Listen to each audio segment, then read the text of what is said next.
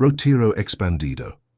China just spent $300 billion trying to solve one military problem, and after all that money, all those factories, all those shipyards, and years of state-backed investment, they still do not have the answer. Because this is not a money problem, it is a time problem, and time is the one resource even China cannot mass produce. The problem? A piece of metal the size of a car wheel, a propeller. That's it. China can build nuclear reactors, they can build hypersonic missiles, but they cannot build this one piece of metal, and because of that, their entire submarine fleet is nearly useless. Let me explain why.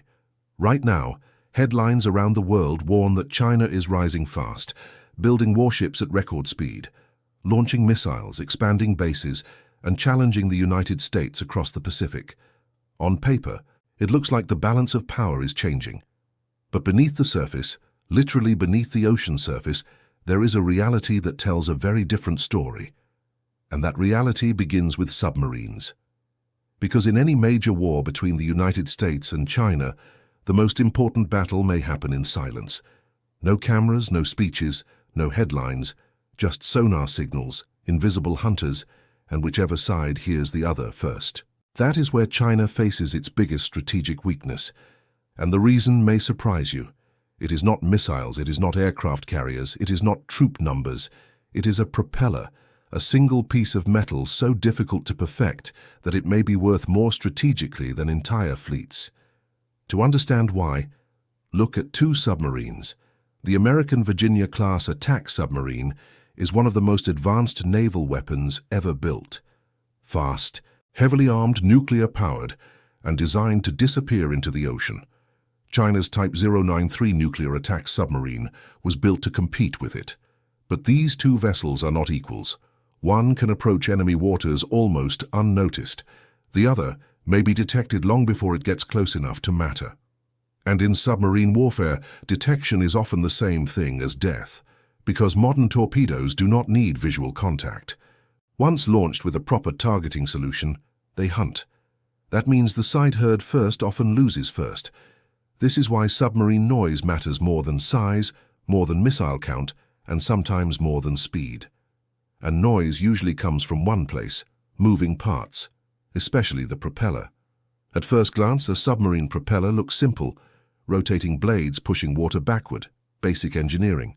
But at military level, it becomes one of the most demanding manufacturing challenges on Earth. Every curve, every angle, every surface finish must be nearly perfect. Because if water pressure changes incorrectly across the blades, it creates cavitation, tiny vapor bubbles that collapse violently underwater. Those bubbles create sound. That sound travels, and that sound can reveal your position. So the difference between a survivable submarine and a vulnerable one may come down to microscopic imperfections. Here is how extreme this gets. American submarine propellers are manufactured with tolerances measured in microns. That is 1/1000th of a millimeter. The entire propeller, weighing up to 40,000 pounds, must be machined from a single piece of specialized metal alloy. No welding, no joints, one continuous piece. The machining process alone can take months. The cutting tools must maintain precision while removing tons of metal. The slightest vibration, temperature change, or tool wear can ruin the entire piece. And even after manufacturing, the propeller goes through acoustic testing in specialized facilities that cost hundreds of millions of dollars to build. These facilities can simulate deep ocean conditions and measure sound signatures so faint they would be inaudible to human ears. China has tried to build these testing facilities. They have poured billions into the effort, but replicating the testing environment is almost as hard as building the propeller itself, because you need to eliminate all background noise. You need perfect acoustic isolation. You need sensors sensitive enough to detect pressure changes smaller than a whisper. And you need engineers who understand what they are measuring. That last part is the hardest. Now the real question, if China understands this problem, why not just copy the design? Because blueprints are not capability. You can steal dimensions, you cannot steal experience. To produce world-class submarine propellers, you need ultra-precise machine tools, advanced metallurgy, vibration modeling, hydrodynamic testing. decades of classified trial and error, and manufacturing cultures built around tolerances so small they are almost invisible. Even with the exact shape, reproducing the result is another matter entirely. This is one of the biggest misunderstandings in military technology. People assume copying the design means copying the weapon. It does not. Knowing what something looks like is not the same as knowing how to build it reliably. Consider what happened in the 1990s. Chinese intelligence obtained detailed specifications for American submarine propeller designs through espionage. They had the blueprints, they had the metallurgy formulas, they even had manufacturing process documents. They built the propellers, and they failed. Not once, repeatedly. Because the documents did not capture the institutional knowledge. They did not explain how experienced machinists recognize when a cutting tool is wearing unevenly. They did not describe the subtle adjustments needed when working with different batches of metal alloy. They did not include the judgment calls that separate adequate from excellent. Those details live in the hands and minds of people who have done this work for decades. You cannot download that. You cannot steal it. You have to earn it through years of mistakes and corrections. And the United States has been refining submarine quieting technologies since the Cold War. That means generations of engineers, naval architects, machinists, acoustic specialists, and commanders feeding lessons back into the next design cycle. Not for 5 years, for decades. That accumulated advantage is difficult to measure on paper, but devastating in conflict. During the Cold War, American submarines played a cat-and-mouse game with Soviet subs for 40 years. Every encounter taught lessons, every near miss revealed weaknesses. Every successful tracking mission proved concepts. The Soviets had excellent submarine designers. They built capable boats. Some Soviet submarine classes were faster than American ones. Some dove deeper. But they were louder, and in the end, that mattered more than speed or depth. American submarines could track Soviet boats across entire ocean basins. Soviet submarines struggled to detect American boats even when they were relatively close. That asymmetry shaped the entire strategic balance during the Cold War. It gave the United States confidence that Soviet ballistic missile submarines could be hunted if necessary. It meant American attack submarines could threaten Soviet surface fleets with relative impunity. China studied that history carefully. They know exactly how important acoustic superiority is. That is why they have invested so heavily in trying to solve this problem. But knowing what you need to do and being able to do it are very different things. And this is where the problem grows for China. Because while China works to reduce noise on current submarines, the United States continues moving forward. Quieter propulsion systems, better coatings, improved sonar, AI-assisted signal filtering, networked undersea surveillance. The latest American submarines use pump jet propulsion systems instead of traditional propellers. These systems are even quieter and more efficient. They eliminate many of the cavitation problems that plague conventional propellers. China is trying to develop similar systems, but once again, they face the same fundamental challenge. The manufacturing tolerances are extreme, the materials are exotic, the testing requirements are immense, and by the time China masters pump jet technology, the United States will likely have moved on to something even more advanced. So catching up is not like reaching a finish line. It is chasing a moving target. And while submarines are one example, they are not the only one. The same pattern appears across multiple strategic industries. Take jet engines. China has made major progress in military aviation, especially airframes and missile systems, but engines remain one of the hardest technologies to master. Why? Because modern turbine engines operate under extreme temperatures, stress and rotational speeds. Materials must survive punishing conditions for long periods without failure. That requires advanced metallurgy, manufacturing precision, coating science, and reliability testing. Again, blueprints help, but process mastery matters more. Chinese jet engines have a documented reliability problem. Their WS-10 engine, designed to power the J-20 stealth fighter, has suffered multiple failures during testing and operational use. The mean time between overhauls is roughly 400 hours. American F-22 engines can operate for 4,000 hours between major overhauls. That 10-to-1 difference has massive operational implications. It means Chinese aircraft spend more time in maintenance. It means higher operational costs. It means lower availability rates during conflicts. And it means Chinese pilots have less confidence in their equipment. That psychological factor matters more than most people realize. A pilot who trusts their engine completely flies differently than one who worries about flameouts. Now consider semiconductors. Modern military power depends on chips, guidance systems, radar processing, secure communications, electronic warfare, autonomous systems, space assets, precision weapons. Without advanced chips, modern weapons become slower, less efficient, less resilient, or less capable. And this is where export controls matter, because the most advanced semiconductor ecosystem is not controlled by one nation alone. It depends on a global network of tools, software, materials, talent, and fabrication capacity.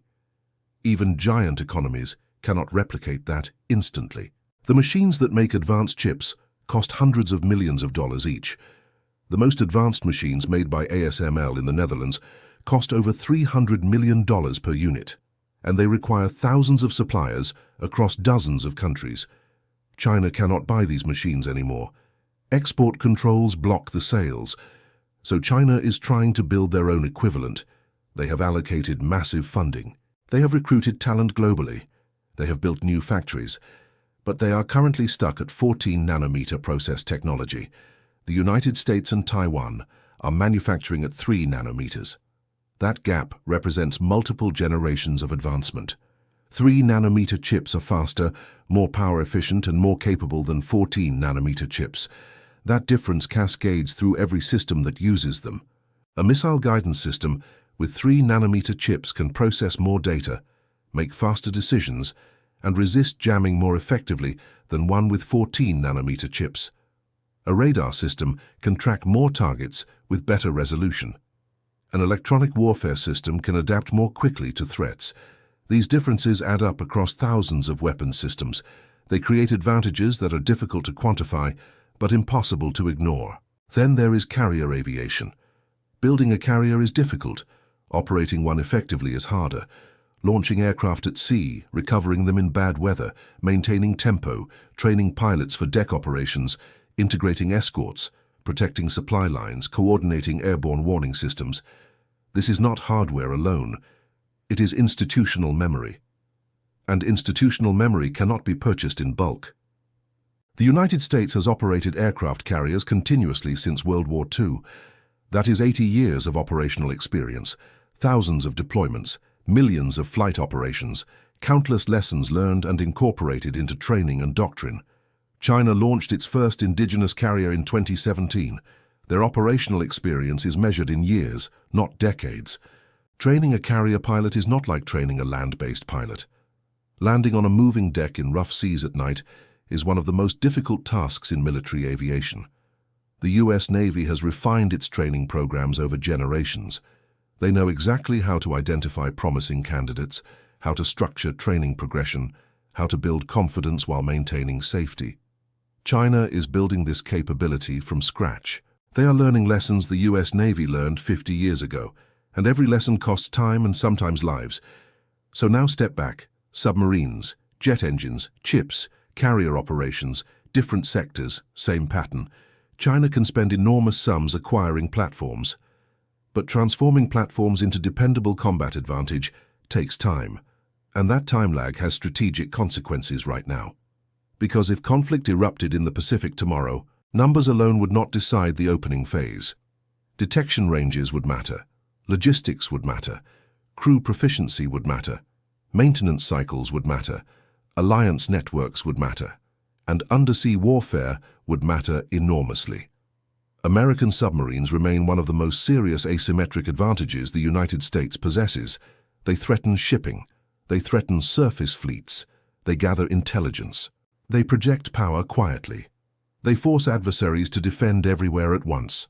That creates pressure China cannot ignore, which helps explain a larger truth often missed in headlines. China's military rise is real. Its industrial scale is real. Its shipbuilding pace is real. Its missile inventory is real. But real growth does not automatically equal parity. especially when facing a rival that has spent generations building expertise in the exact domains that matter most. And this creates a strategic dilemma for Beijing. Wait longer, and the United States improves further. Move too soon, and unresolved capability gaps become dangerous liabilities. That is why timing matters so much in geopolitics. Not just who is stronger, but when. Now here is the part many people misunderstand about military competition. It is not always won by the country with more factories. Sometimes it is won by the country with better ecosystems. An ecosystem of universities, defense contractors, elite suppliers, combat-tested doctrine, experienced officers, secure alliances, global basing, research funding, and feedback loops between warfighters and engineers. That ecosystem is where American power still holds extraordinary depth. China is trying to build one of its own, and in some areas it is succeeding rapidly. But ecosystems take time to mature. The American defense ecosystem includes partnerships that have existed for decades.